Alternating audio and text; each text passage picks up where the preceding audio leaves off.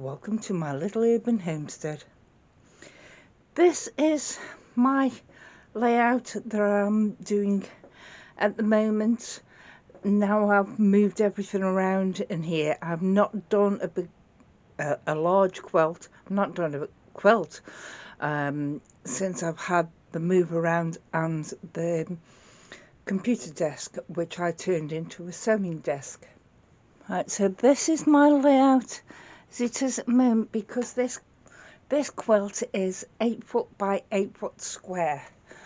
The carpenter's wheel here is the middle of the quilt. I've pin basted all down the centre,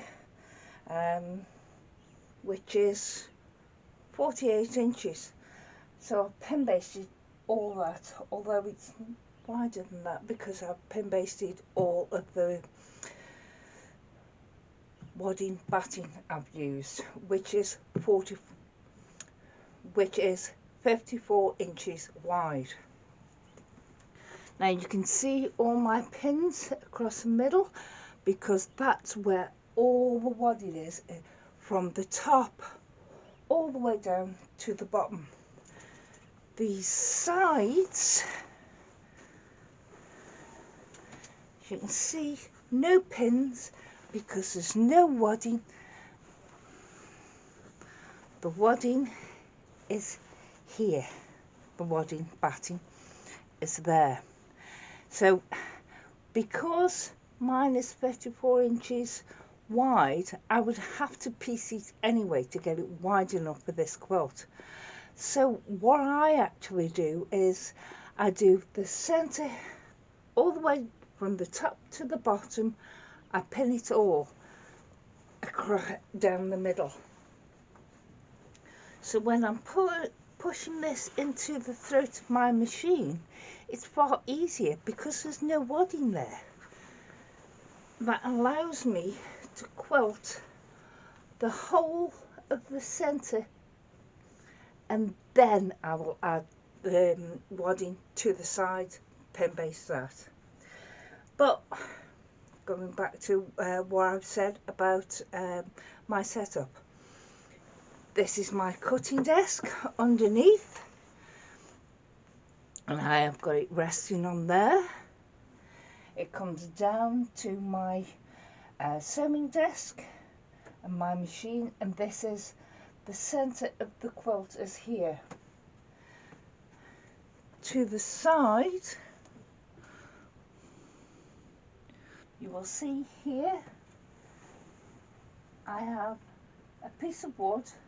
I just open the drawers out in this sideboard, put the piece of wood on top of it, and that takes the whole weight of the quilt. If I need something under here, then I will get the stool from underneath my cutting desk and use that. If I need some over there, I've got my white basket, but you don't normally need it on your right hand side. It's the left hand side that you need to look out for.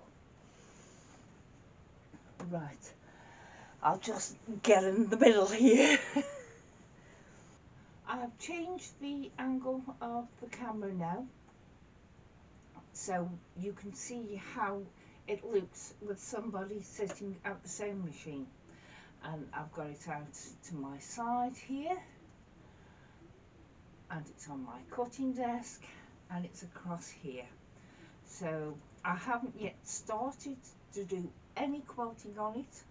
I'm going to stitch in the ditch round all the bits of the carpenter's wheel, and then I will quilt this middle section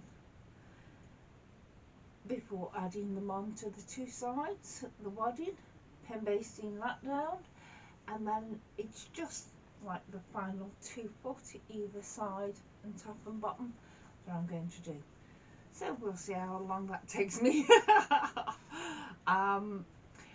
I'll now bring you round so you can see the angle from more or less where I'm sitting at the moment. I'm here, but you can see the centre of the carpenter's wheel that I'm going to start quilting now. And Irene, if you're watching, the quilting is basically what I'm going to be doing to it from now on. All the stitches are going to be seen both on the front and on the back, and the stitches are there to hold the wadding batting in place and also the front and back in place. And yes, this is a remote control to the camera because it's awkward to get at once you're underneath the quilt. This is another reason why I prefer to make quilts over winter, because you're actually going to hold it an awful lot, so it's going to be covering you, so you'll get hot, and you don't want that in summer. Because the desk is here and my knee is here, and you can see that distance, if I find that it drags too much, I have got a thin pillow that I made and used scrap wadding batting, and I just put this under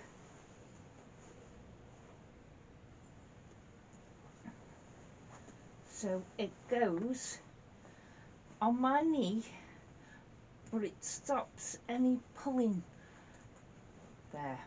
If I need it. If I don't need it, fair enough, I don't need it. But I'm going to get started. I'm going to stitch in the ditch all the way around. All this ivory, cream and white I will stitch in the ditch before I do any quilting on it. So I'll go on with doing that, and next time you see it, that and possibly other things will be done on it. So